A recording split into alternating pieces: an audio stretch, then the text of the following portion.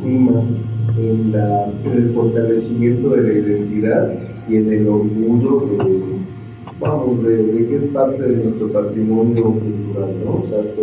Tanto los que somos de aquí, nosotros también como ciudadanos de la ciudad, al uso, pues se puede ir esto variando un poco, pero bueno, es un esquema de algo que se puede ir desarrollando como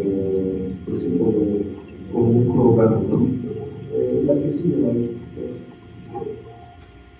Limpieza de cubiertas, particularmente es importante primero que podamos accesar a las cubiertas. Si no podemos acceder ni subir, esas cubiertas van a estar olvidadas y seguramente en un mal estado de conservación.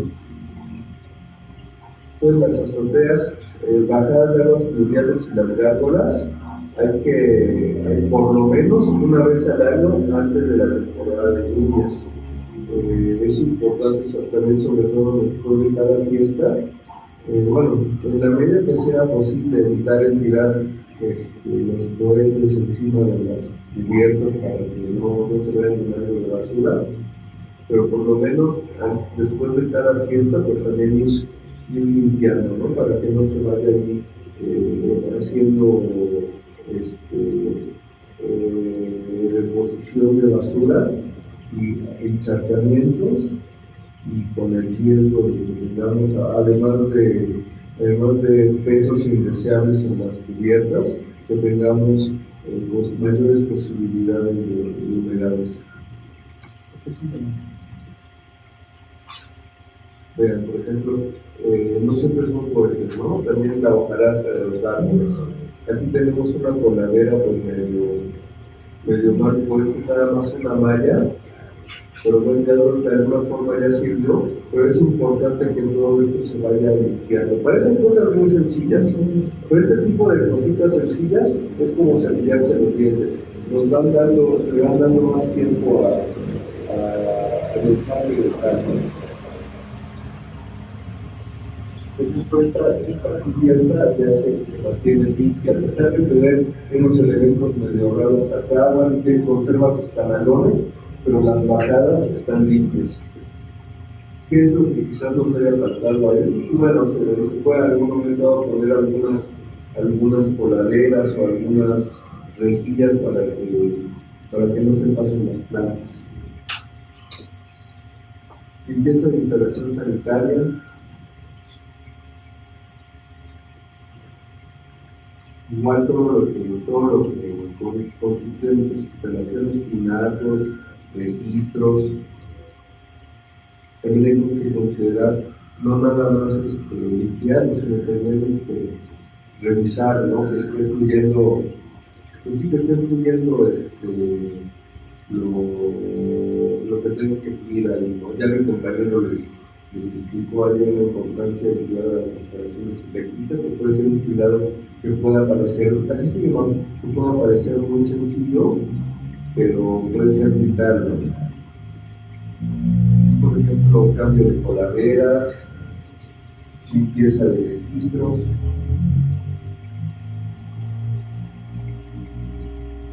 En cuanto a la impermeabilización, pues sí, la revisión visual, detectar material suelto y detectar causas de humedad. En muchos de los impermeabilizantes acrílicos que usamos actualmente te dan una garantía de 3, 4, 5, 6, 8 años, ¿no? Aquí es importante que sepan ustedes que el impermeabilizante solito no te lo va a hacer. El proveedor, el fabricante, te va a dar la garantía en la medida que tú hayas metido el impermeabilizante en las capas y espesores que ellos te están recomendando. Entonces, no nos vayamos nada más porque dicen 4 años y a los 4 años ya no le doy nada, ¿no? Primero saber que estuvo bien hecho el impermeabilizante, y la otra, que tengamos bien absorbadas nuestras pendientes para que no esté quedando basura. También sepan que estos impermeabilizantes acrílicos y también los de propileno, que son como las membranas, estos sufren fotodegradación. Los rayos ultravioleta del sol los van haciendo cristalinos y quebradizos, y luego se empiezan como a fisurar. También cuando un impermeabilizante no está bien aplicado, por ejemplo, que aplican el impermeabilizante y no está bien seca la parte de abajo, se empiezan a hacer como burbujas. Así que es el siguiente, cuando vamos viendo, se empiezan a hacer como burbujas y con las pisadas y con los movimientos del edificio se van tronando. Este es, por ejemplo, un pretil. Vean aquí el impermeabilizante, pues ya no está trabajando. Esto inclusive va a ser peor porque con las lluvias se va a quedar el agua, no va a tener cómo salir, no va a poder evaporar y se va a empezar a meter por los muros. A ver, la anterior. Esta, por ejemplo, es una grieta que se hizo después de un aquí también fue necesario. Como tenemos aquí un problema estructural, también es importante dentro del cuidado de las cubiertas checar que no tengamos problemas estructurales. En este caso, pues hubo que sellar, hacer un presale de sacrificio para antes de empezar a trabajar las cubiertas. Aquí no tienen ni siquiera casi impermeabilizar, hay que corregir los problemas de fondo, en este caso estas grietas que son estructurales. Algunos de los sistemas tradicionales de impermeabilización están, por ejemplo, el jabón de alumina. Se aplica una capa de jabón en caliente, se raya el jabón, así como si fueran escamas, que puede ser jabón de la Corona o el Tepeyac o el Sote, que sea ceboso, y se pone en un tambo y se calienta. Ese material ya caliente se puede aplicar con una escoba o con una brocha sobre la cubierta, en capas alternadas, jabón, y luego se le pone una capa de alumbre, jabón, alumbre, jabón, alumbre, jabón, alumbre. Entonces son 6 capas alternadas de estos materiales. Se aplica una capa cada 24 horas. Este sistema de impermeabilización es muy tradicional, es también muy efectivo, es económico. Nada más aquí la cuestión es el cuidado, porque no lo podemos dejar 2 o 3 años, 4 años menos, ¿no? Sino que hay que quizás al año de que se puso haya que darle una pasada a los 6 meses, ¿no? Porque por una parte va a sufrir la absorción del ladrillo y por otra pues va también a sufrir, como es material nuevo, tiende a degradarse un poco más rápido. Quizás a los 6 meses le demos otras aplicaciones de este mismo material. Es jabón y alumbre. El jabón el alumbre va a la mitad del jabón, ¿no? Sí. Puede ser para un tambo. Sí. Bueno, para preparar un tambo. Esta es la receta, porque yo no la traigo así. Sí sé que el jabón es más denso, sí. Es más espeso que el alumbre. Y el alumbre es no más. No me acuerdo así de la receta. No me acuerdo si son 5 y 10 kilos, no me acuerdo. Sí, es para el tambo de 200 litros ocupamos 20 kilos de jabón. Uh-huh. Y 10 de alumbre. Pues poco, sí, como 10 kilos. Creo que hasta fue un poco menos, Oscar, pero 10 kilos está bien. Es como el 50% del jabón. Uh-huh. Y sí, como dice Oscar, tiene que ser jabón ceboso. ¿Y se diluye en agua o en agua caliente? Los dos son en caliente. Sí. También coméntales que se puede sellar con una mano de calantes, ¿no? Ah, sí. Ahí porque quedó aparente. En este caso, por ejemplo, aplicamos directo sobre el ladrillo. A veces de repente interesa, por una cuestión quizás estética, que pudiera lucir en el ladrillado. Hay casos donde quizás no sea lo más importante y se puede aplicar una capa de calado para sellar toda la porosidad del ladrillo. Sí lo va a blanquear y ya después se aplica el impermeabilizante. No, la cal es de uso universal, como comentaba Mauricio en la exposición anterior, la cal es de uso universal y en este caso de las bóvedas también ayudan a sellar la porosidad del ladrillo.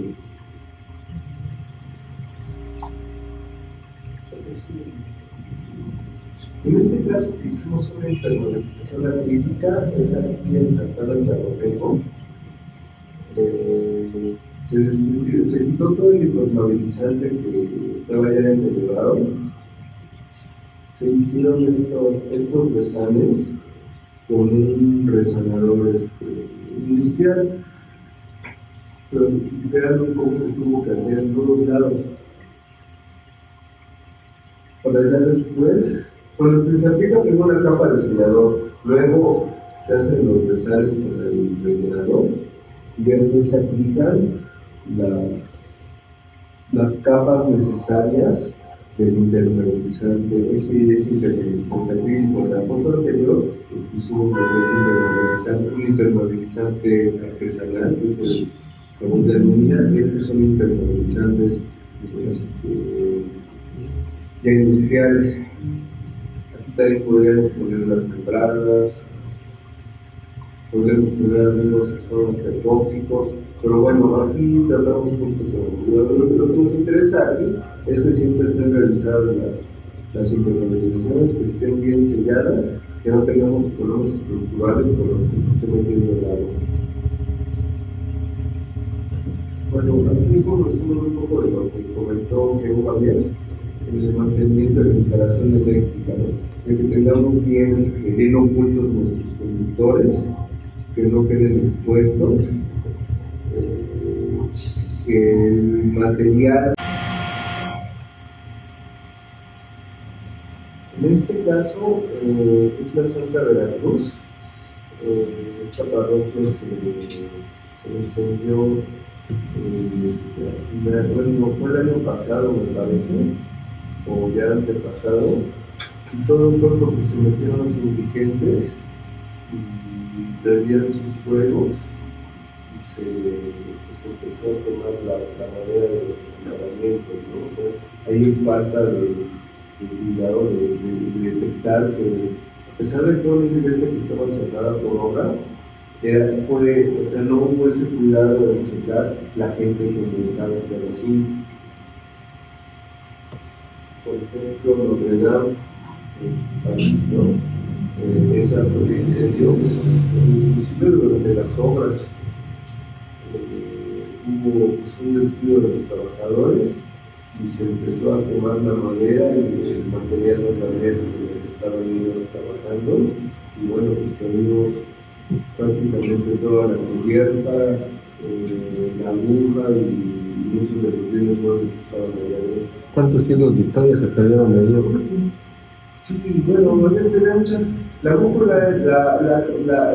era de Leonel, pero sí. El 19, ¿no? Sí, pero las cubiertas creo que debe haber sido del siglo XV y XVI.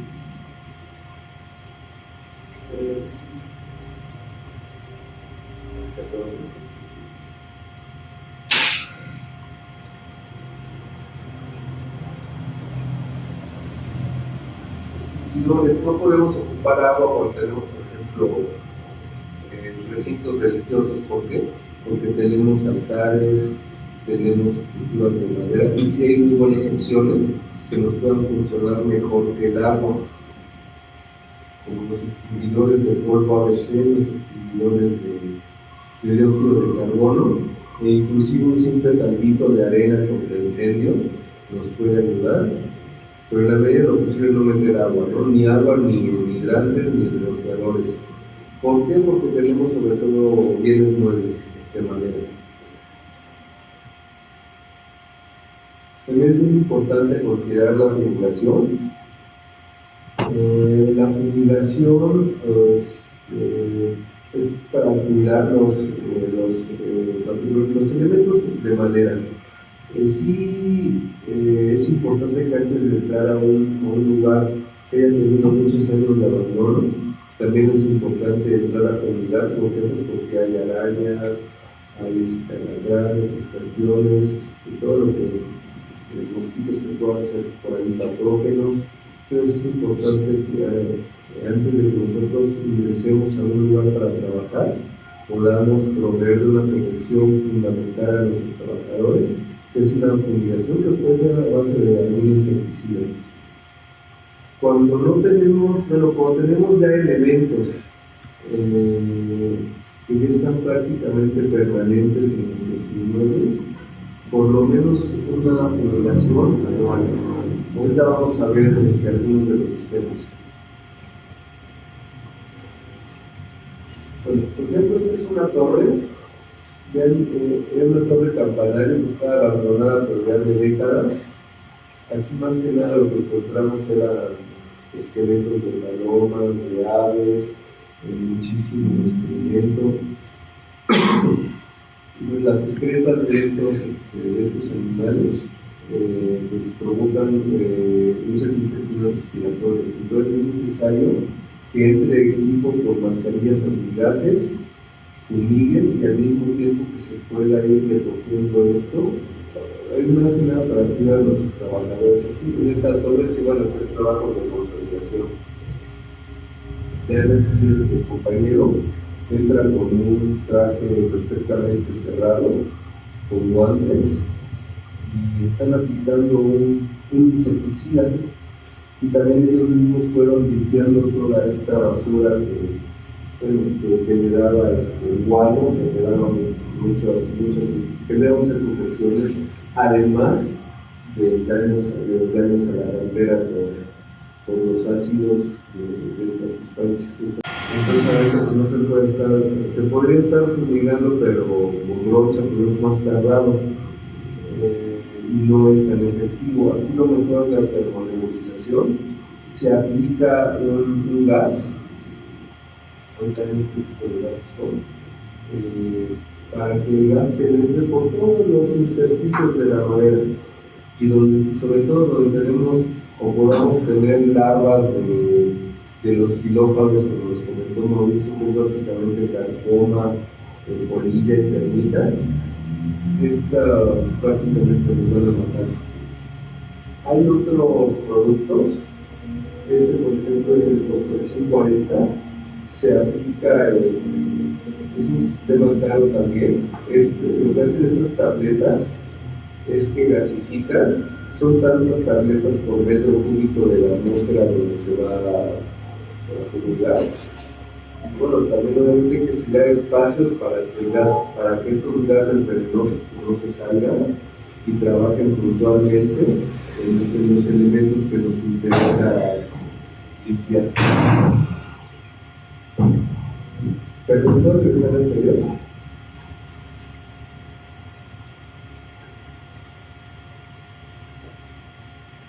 Estos, por ejemplo, son sistemas son espacios controlados. Por ejemplo, en este caso, tenemos el busto de una virgen. Se crea un espacio de atmósfera controlada, se pone una bolsa, y dentro de esto se ponen las cápsulas, y no se tiene que ocupar tanta cápsula porque finalmente la atmósfera del espacio está restringido. Sobre todo se utiliza para usos museísticos. La revisión de seguridad estructural, bueno, igual, esto yo creo que tienen que hacerlo particularmente después de un sismo de cierta magnitud. Es importante que pueda venir un especialista, particularmente un estructurista o alguien que tenga una capacidad para hacer un peritaje de inmuebles históricos, que puedan venir y observar el estado de las grietas si es que los hubiera, ¿no? Si hay grietas, saber leerlas y ver hasta dónde se puede seguir ocupando esos inmuebles, leer el riesgo que nos pueden traer las grietas. Entonces tiene que hacerlo un especialista. Aquí, por ejemplo, después de un sismo, o también puede ser anual en el caso de inmuebles que estén sujetos a hundimientos diferenciales o a zonas donde tengamos posibles asentamientos donde el inmueble puede estar registrando un hundimiento que sea necesario realizar, inclusive hasta con monitoreos topográficos.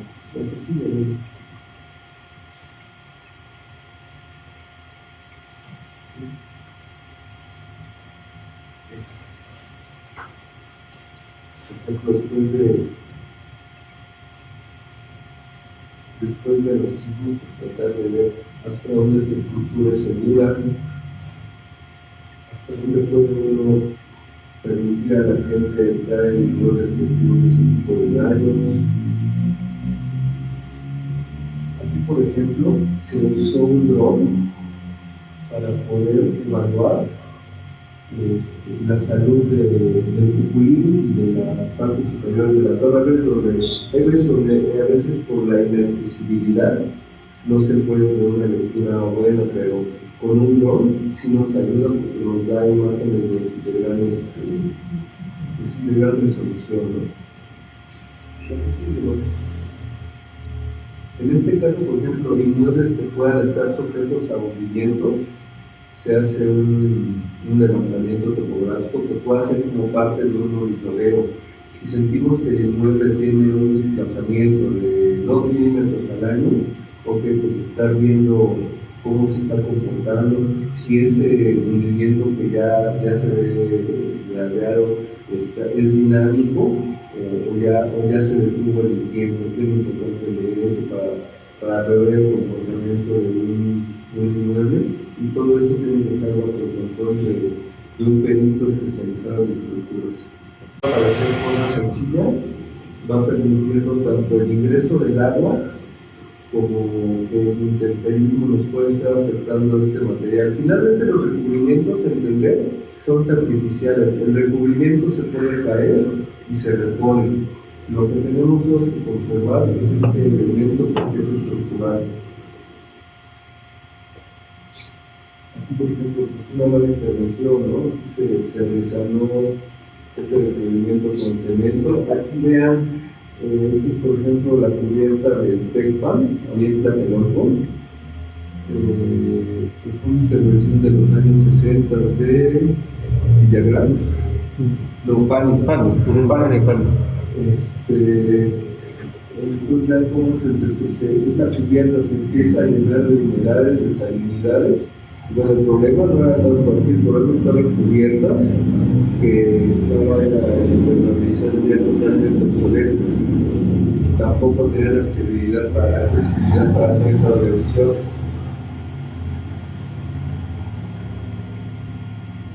Y el levantamiento fotográfico, pero puede ir llevando a la administración sean ustedes como padres de familia en su propia casa, o sea el sacerdote aquí en la iglesia, o sea el que tiene el director de una escuela que sea histórica, pueden ellos ir llevando un seguimiento fotográfico de todos los deterioros antes de cada intervención, antes de cada reparación que hagan, para que ellos puedan llevar una documentación de por qué se hicieron algunas de las intervenciones. Finalmente, todo interesa.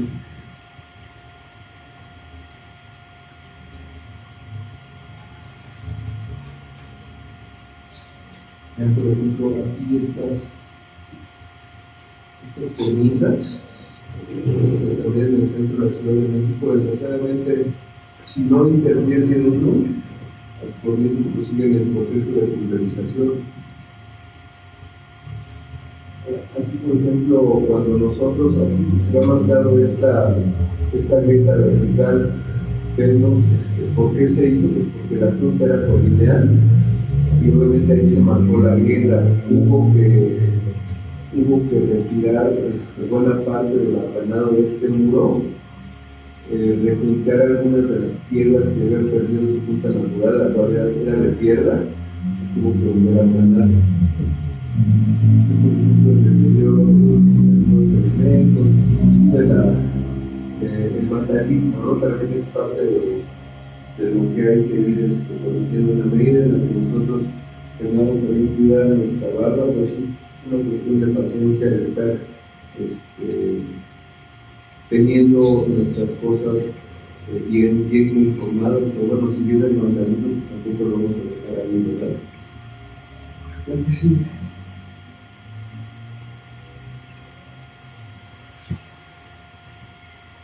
Aquí, por ejemplo, hicimos un levantamiento previo del CPI antes de que se interviniera. Aquí, por ejemplo, los vandalismos, esta es una iglesia ahí en Guerrero. También hicimos un levantamiento, como se había marcado como una cruz en los castillos de este campanario. También, pues antes de intervenir este portón, también ahí cerca del centro histórico, también se hizo un levantamiento pues, para que vean el estado de conservación. Ya finalmente sirve para documentar que esa zona está, en este caso, esta zona está expuesta entre el intemperismo, asilo y aquella vandalismo, ¿no? Entonces, en la medida que nosotros tenemos documentado, sabemos dónde es lo que también hay que cuidar. Si, por ejemplo, ese edificio se le pone un circuito cerrado de televisión, le va a ayudar mucho, sobre todo para tratar de identificar quién es la gente que interviene ahí con graffiti, ¿no? Sí, ahí las grietas, primeras bien identificadas. Aquí sí. Bien, ¿alguna duda hasta aquí en cuanto a lo que es conservación preventiva? Vamos a ver lo que es principios de la intervención. Son criterios de intervención. Ya el sábado veremos, ojalá no fallen, cómo se hace la intervención, pero ya vista, ya de frente. Pues ahorita vamos a ver algunos de los principios teóricos que van a sustentar en cada una de las intervenciones. Bueno, esta es una historieta, ¿no? Finalmente, aquí más que ver por qué no usar cemento y no usar pintura lumínica, es ver por qué, ¿no? En qué casos sí y en qué casos se puede llegar a ocupar. Estos son los principios de intervención básicos, que son mínima intervención, reversibilidad, legibilidad, compatibilidad y excepcionalidad. Para no quedarnos mucho, pásalo, ahorita los vamos viendo uno por uno. Mínima intervención. Se define a la omisión de la manipulación de la obra fuera de lo estrictamente necesario para evitar riesgo, asumiendo la degradación natural del paso del tiempo.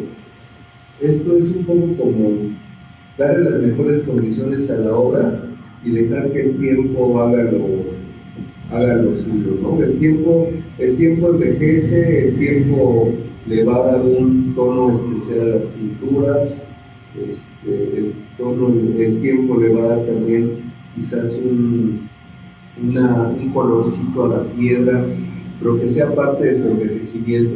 Mientras esa piedra no esté deteriorándose, y aunque cambie de color por oxidación de alguno de sus minerales, no tenemos ningún problema. Esa piedra no va a perder ninguna de sus características tectónicas. Este es, por ejemplo, el convento de San Juan Bautista en Culhuacán. Era una basílica de 3 naves. Simplemente, en algún momento, esta cubierta y los muros desaparecieron. La verdad no sé la historia, pero sí sé que se dejó como un paseo arqueológico y es bien intervención. Simplemente los muros están cuidados, no se va a caer, no se está deteriorando. Inclusive vean ustedes que tiene muy poca planta arriba, tiene un cuidado permanente, pero se está dejando envejecer el material. Otras cuestiones de mínima intervención va a ser la simple limpieza, ¿no? Quizás un enjuague para quitarle el polvo, que a veces no es la mínima intervención, hay que ver en qué casos. Aquí, por ejemplo, este es un tramo de la escalera del convento de Santa Inés. ver cómo se tuvieron que poner por cuestiones ya de rehabilitación escalones nuevos, pero se dejó la tira de la escalera de toda la época cuando era de vecindades. Quizás hayan sido parte también de las escaleras del último periodo del gobierno. Reversibilidad, este es un concepto bien interesante. Reversibilidad es la posibilidad de dejar algo desde al mismo estado de cuando estaba antes de su intervención. Por ejemplo, es un concepto, es una idea, es un ideal, no siempre la que su capacidad de sobrevivir es un concepto también que tiene que ser una máxima de la restauración, de la intervención. ¿Por qué? Porque nosotros ya no podemos aspirar a dejar algo igualito. Tenemos que ser muy honestos y plasmar nuestra intervención en el material de tal forma que se pueda leer de que fue una intervención posterior. No podemos aplicar no podemos tampoco querer llegar a la falsificación. No tenemos que dejar puede ser una aplicación muy que se vea que es una intervención posterior. Para esto nos basamos en lo que son las leyes de la percepción de la psicología de la Gestalt, que son la ley de la proximidad. Por ejemplo, aquí distingo en 3 personas es un grupo, 2 personas es un grupo, y acá YOLO es un individuo y se conforma en un grupo. Pero yo veo aquí, por ejemplo, 3 grupitos. Eso es una de las leyes de la percepción, que en este caso es la ley de la proximidad. Por estar próximos, ustedes conforman un grupo. Ley de la semejanza. Vamos a ver, por ejemplo, aquí tenemos estas sillas conforman un grupo. Los pupitres azules conforman otro grupo. La ley de la simetría, por ejemplo, la simetría también nos permite, si ponemos un corazón simétrico o una mariposa, si lo vamos a ver como una unidad, a pesar de que puedan ser, en el caso del corazón, pues 2 líneas curvas, ¿no? La ley de la continuidad, quizás me lo entiendan un poquito si yo les digo una seriación 1, 2, 3, 5, 6, 7, 10. Para decir, no, pues fue una seriación del 1 al 10, ¿no? Pero ustedes le están dando una continuidad porque su cerebro entiende que es una seriación, pero bueno, finalmente es una percepción. La ley de la igualdad o equivalencia también es muy similar a lo que les digo, es la misma que la de la semejanza, esa la repetí. El cerramiento visual es, por ejemplo, yo les dibujo, aquí no tenemos pizarrón, pero les dibujo una pelota, un círculo, un cuadrito y otro cuadrito acá, ¿no? Pues ustedes me entenderán que es una cancha de fútbol, ¿no? Sin embargo, porque ustedes lo entienden, ustedes tienen la capacidad de hacer ese cerramiento visual. Hay otro que se llama figura fondo, no lo incluía, quizás porque lo repetí acá, pero bueno, figura fondo es, por ejemplo, esas imágenes donde se ven que son 2 rostros de perfil, como casi besándose, casi de frente, pero también parece una copa. Esa ley de la figura fondo nos dice que nunca vamos a poder distinguir la figura y el fondo al mismo tiempo. O distingues fondo o distingues la figura. Sí, bueno. Aquí lo vamos a ver, por ejemplo, cuando hacemos una reintegración. En este caso, estoy hablando de pintura mural. Esta es pintura mural prehispánica. Vemos el fondo, entendemos que son como unos caracoles, pero también entendemos que esta parte no existía, ya se había perdido. Entonces lo que hace el restaurador, para que no se vea aquí la manchota blanca, le hace un tratamiento que se llama tratello al broche, que es un pincelado que le da aquí en forma de retícula, para tratar de, sin que sea igual que esto, pero se acerque un poco más al color de esto, no sé si lo puedan entender. Solamente la indicación ya fue restaurada, son dos escuelas diferentes, ¿no? Una la restauración y otra la restauración y la versión.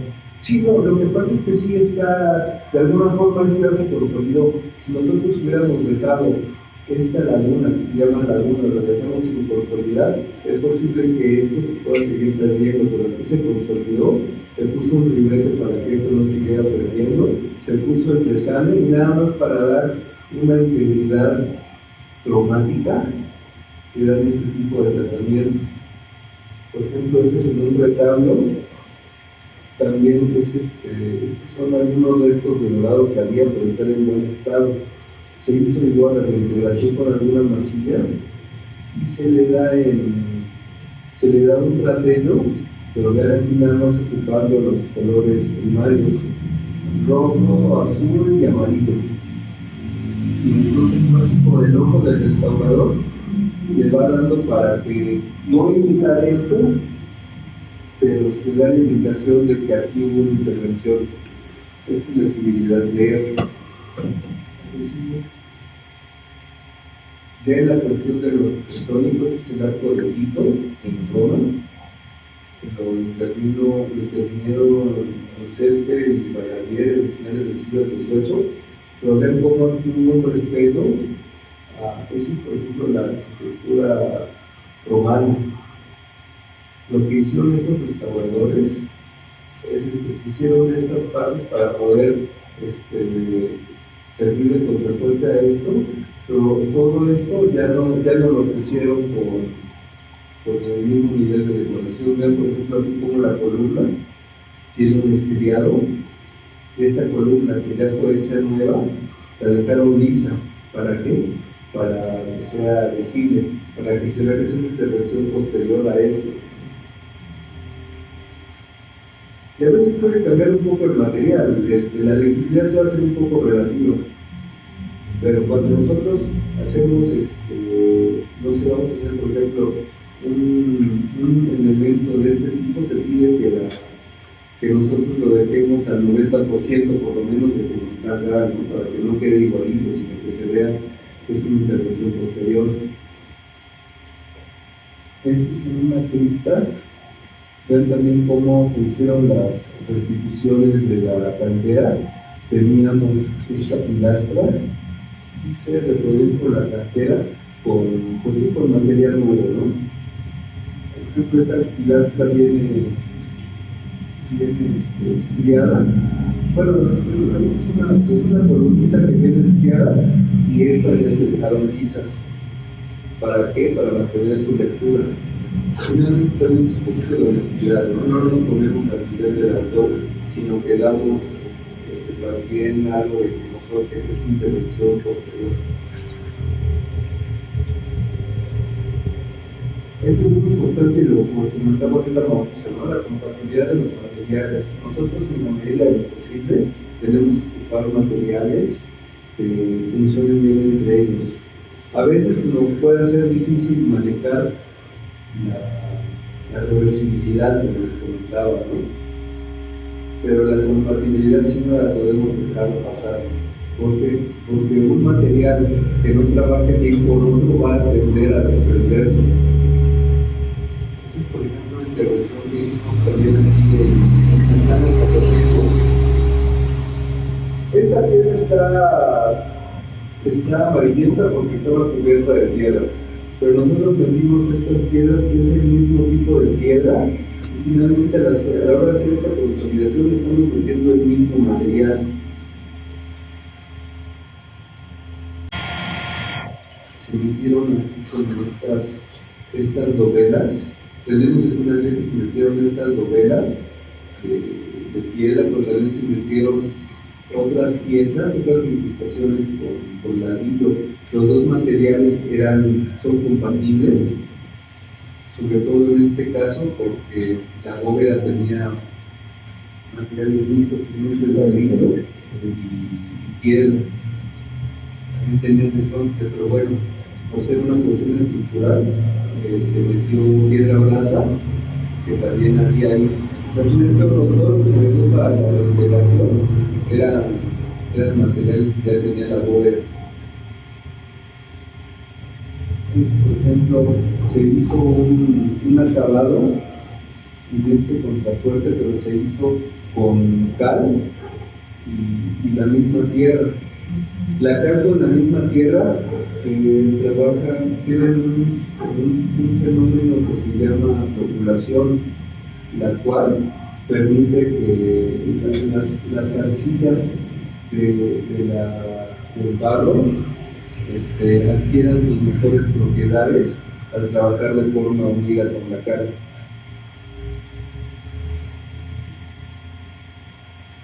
Y la última, la excepcionalidad. Aquí lo resumo muy fácil. Si no tenemos que restaurar nada, no restauramos nada. Las restauraciones no se programan. La restauración es como